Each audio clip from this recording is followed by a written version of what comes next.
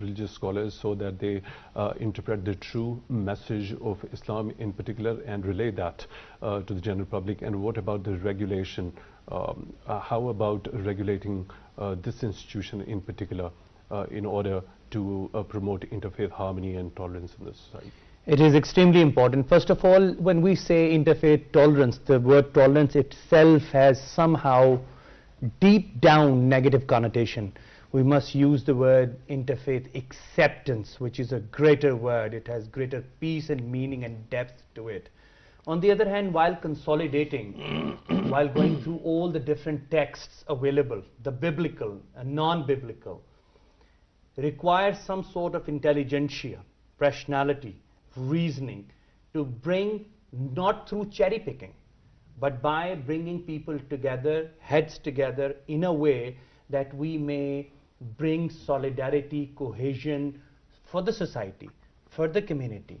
This is where the academia must come up front, along with what have been said by the caretaker Prime Minister and the COAS, that we should fight it on all grounds, all front lines. It means that most of our community somehow are going to schools or colleges or mosques or madaris or churches or temples, and above all, universities. This is where we need to create the atmosphere of research towards interfaith. We have less number of scholars bringing textbooks or bringing books or evidence-based research where we can fight this menace, this grotesque approach towards killing humans over the name of the belief. That is exactly why, if we see subcontinent, we have this very long structural historical context, and we have achieved coexistence with peace, harmony, interfaith, and above all intrafaith. That is exactly why when it comes to linguistics, we should all be speaking language which is not just subject to independent interpretation, individual interpretation. It should be very communal, social, solid, composed, well dedicated.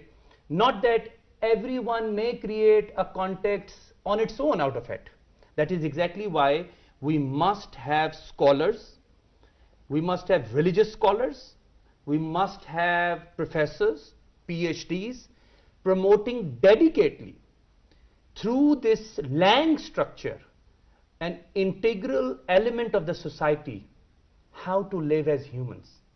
The cornerstone of all the biblical texts available in the world right now. For example, we have lived in subcontinent as Muslims for over a century. We have produced, we have protected, we have sheltered, and we have been sheltered by all of them as well. For example, Baba Guru Nanak said once, Alif Allah noor paya kudrat ke sab bande, ek noor se sab jak upja kau bhale kau mande. We all are made up of one light, that one spirit. We all feel empty stomach, hungry, thirsty. End of the day, we all are in need of these basic needs. So that is exactly why we have been appreciating each other's. Why? Because we have been taking this Lang and above all intelligent, reasonable structure from each other. That's what Sanatan Dharam said. Ekyum Brahma Devta Naste Nena Naste Kanchan. Brahma is one. There is only one truth. That's what Islam says. Inna Allahu ala kulli shayin qadir. He is the one who controls everything and gives peace, tolerance, food, and water to the thirsty. So what I mean to say is that combining all these texts, and it's such a dilemma in the modern age, that if I go to a bookstore in Pakistan, there is yet to see a compendium, a historical textbook, a chronology based book, which may state that we all are one, somehow we complete each other. The irony is, which Dr. Alvi was putting very rightly, there is this social psychopathy, psychotreatment required whereat we think that we have been incompleted by making a temple or a church around us. No, it completes each other. That's how we live each other. It khadke dukkad vajje tatta hove chulla, aan fakir kha kha jaman razi hove bulla. Scholars, saints, ulamas, pandits, sadhu, sant, fakir, they all have created this sense, this feeling of what? That we all are one, coming from one, the creator is one, the shapes and shades are different. So what I mean to say, in a nutshell, bringing a book or a curriculum or a text in a manner that may show all shades of the biblical text, Quranic and other texts, and bringing people together by giving all these references. When I go through references, when I go through translation, there is a huge difference. So we must keep an eye on these departments. For example, translation studies, anthropology, sociology, psychology. That is exactly why social sciences is a must. Economic factor is one, the way Dr. Alvi was putting. Political factor is another.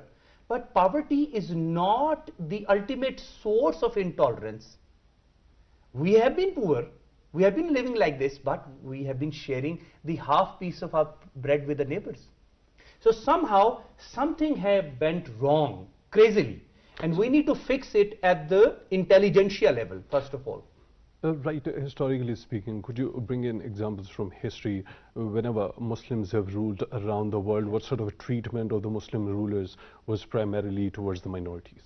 Right from Mecca, and then the incidents of Karbala, and then the fall of Jerusalem, and when the Jerusalem was taken back, you see the agreement that Muslims made is so beautiful.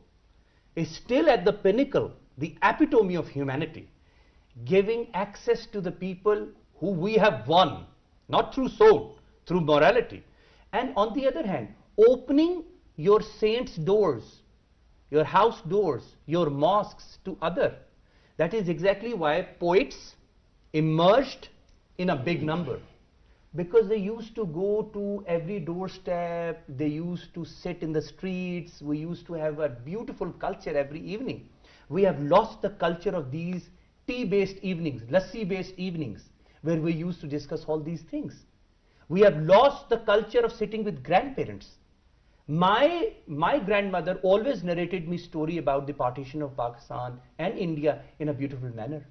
It showed interfaith. They still we cry for that longing, that we all are one, we have been one. So this is what the beauty is, be it the Gurdwara or the Mandir or the Masjid, and you may take any other name in any belief system. This is what is required historically. We have number of evidences, we have references, we have books. We need to revamp, relive them. The irony is that most of the scholars are only thinking about the new world order based political structure research. This won't help. We need to go deep, skin deep, in order to understand what is happening within my brain when I am creating a mob, when I am instilling violence, when I am asking people to attack something, which is just like mine. Same bricks, same stones, same color, same clothes, texture, hair texture, eye color, even then killing them. So insan to rehne do, and let us be humans at least. Right. So this is the beauty, that we need to compile them together in a manner and make a compendium out of it, and this should be taught right from the early college level. This is where our brain starts to receive the pregnancy seeds of the maturity, right?